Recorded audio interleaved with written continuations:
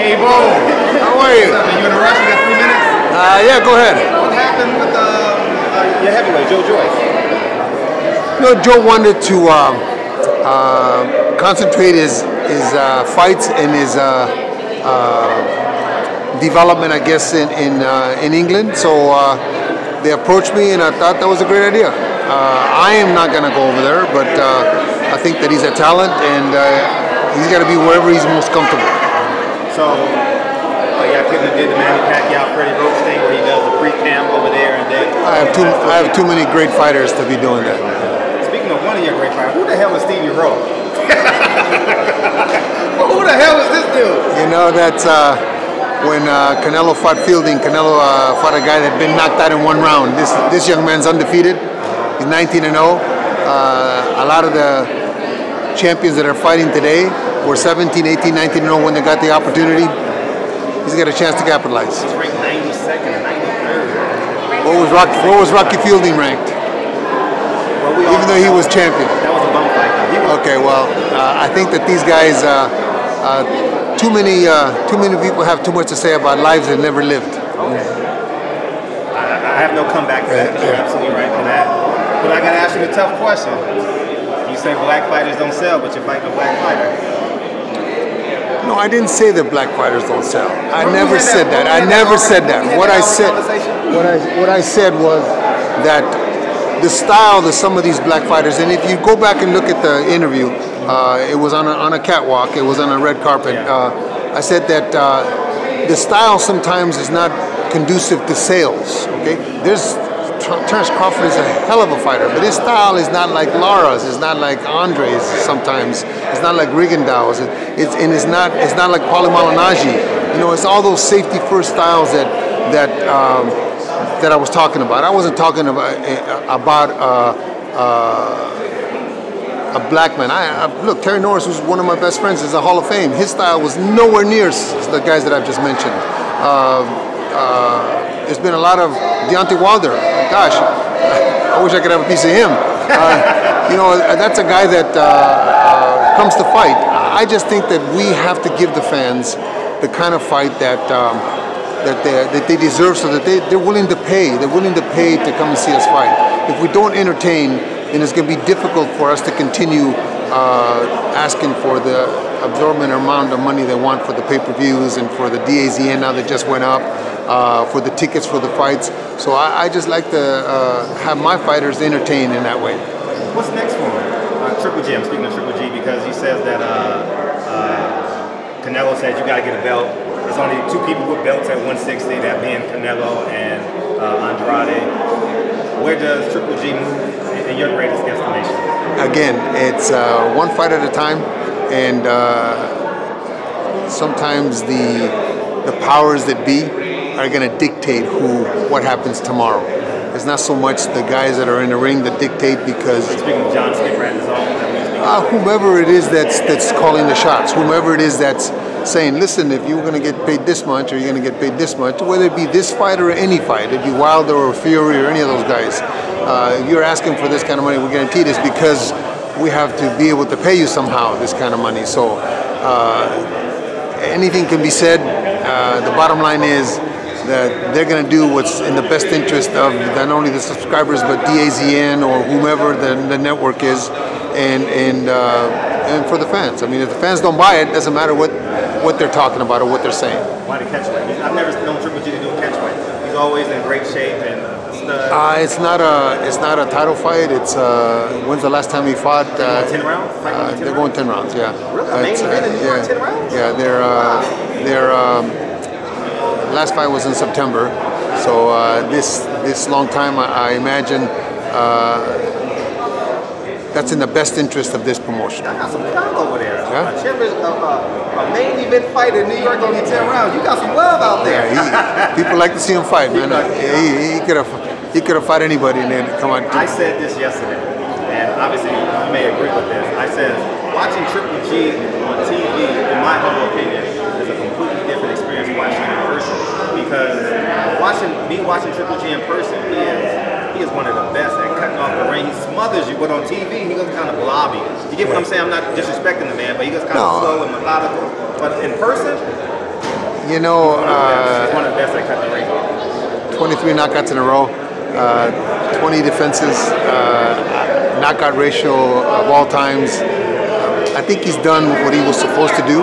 As Floyd done early in his career and later on in his career, he did the things that he wanted to do. I think comes to a point where maybe he's doing what he wants to do. Yeah. How many fights do you have left?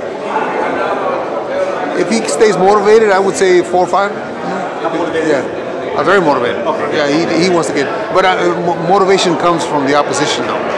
You know, if he can't fight 5 more Steve Rolls, he's got to fight once he gets this one out of the way. I'm sure that if there's that guy out there that's motivating for him, and he and DAZN agree on what it should be, then that's motivation for him. Tell him, waiting on him to fight back-to-back tough fights, man. He fights one, then he takes a break. He fights one, he takes a break. We just want to see Triple G go get it. You know what I mean? Yeah, you know, they deserve.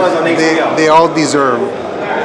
Once they get to a certain, just like Floyd, like I keep referring to Floyd because Floyd did the same thing.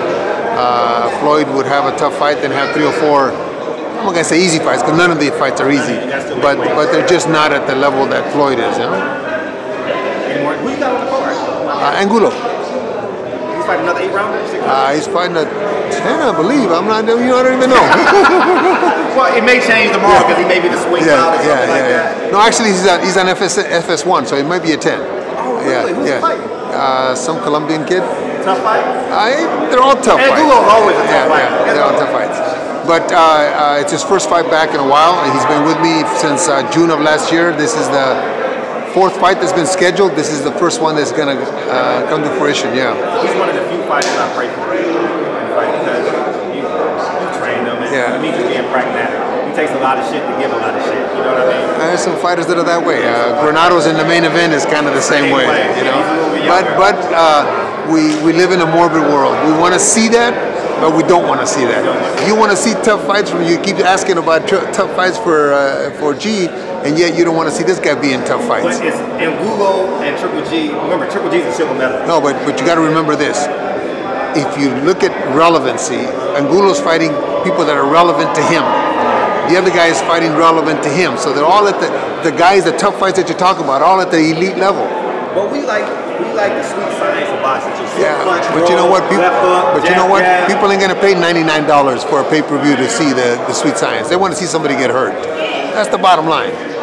You talk to 100 people in the audience when you go see the fights. They're all drinking. I may not even watch that. Yeah, there's somebody. They want to see somebody hurt, and that's unfortunate, you know. But that's the way that this business is. It's a gladiator sport, and nobody wants to come see Dancing with the Stars.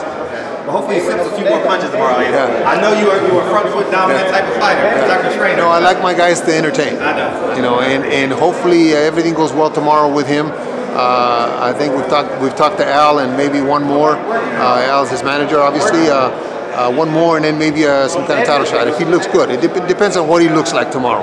I'm expecting for him to look good, and then one more good one, and then we'll go from there. How you like working with Al? How you like that? No, everything's been a pleasure. You know, with everybody. What he says is what he does. Sometimes he has so many guys on a sign that is difficult to. But lucky for me, I don't have a starter. I have a guy that's an experienced guy. The issue we had with the fights that have fallen out have been else. It's been the opponents. The commission wouldn't approve. The last opponent we were supposed to fight on the 1st over at the Staples, remember December 1st? We're on the floor, we're getting ready to weigh in, and we find out, or the commission finds out, that the young man was supposed to fight had eye surgery the day before. So that canceled that right on the spot, right there. So it hasn't been Al's fault. It's been some of the opponents and the commissions that haven't allowed it. But finally, they've allowed this one. They've weighed in. Tomorrow's the day. We're going to see if what we've been working on is going to be a little bit different than what he's done in the past. My last question: do you got to knock out Canelo to beat him? Danny right now is 3 points down. 3 points down. Yeah, right now Danny is 3 points down. And I just heard, oh wow, I just read on. Bird. Yeah. And we finally agreed on something, man. We got to get her out of there. We got to get her out of there. That is just not right. It's not right. It's not right. What's up, man? Hey, how are you? It's not right for. It's not right not only for Danny, but it's not right for Canelo because all of us are saying, or the public is saying, I should say, that he's getting breaks from, and that's not good for Canelo. Canelo's a good fighter. Canelo's a good fighter. We shouldn't be saying the things that we're saying because of a judge. Yeah, but they had him up against 114 Floyd. That was a draw. That was a draw, wasn't it? Wait, I thought Amir Khan was up at least 3-2. Yeah. He was outboxing the hell out of him in the first 4 rounds. No, he won the first 4 rounds. First 4 rounds. Speaking of tomorrow, Amir Khan. Yeah. You're already about to go viral with the stuff you're saying right now. You know what? Crawford is something special. But although Amir will give him a hard time, but Amir's chin seems to fail him, and because he's a heck of a boxer, he's got great hand speed. He went back to Virgil, I think, because they connect. Joe Goossen's a very good coach, but I think that Amir has a connection with Virgil, and if Virgil can get inside his head, he's going to give Crawford a tough time. He's going to give him a tough time, but I still think Terrence is a special talent. There's 2 guys in that division right now that I want to see fight. I want to see him fight, and I don't want to see him fight, and that's Terrence and Spence. How do you think that fight plays out? Give Spence, I've said this in the past to you, give Spence a couple 3 fights, and he's going to be the experience that Terrence has. He's already had one against Mikey. Give him another 1, another 2 like that. It's going to be difficult to beat, but that is one of those. Remember the fights in the 80s with Leonard, and that's that kind of fight. That's a super fight. It's one of them fights where everyone in boxing goes. It's a super fight. I don't care if you hate PBC, you love PBC, you hate Terrence Crawford.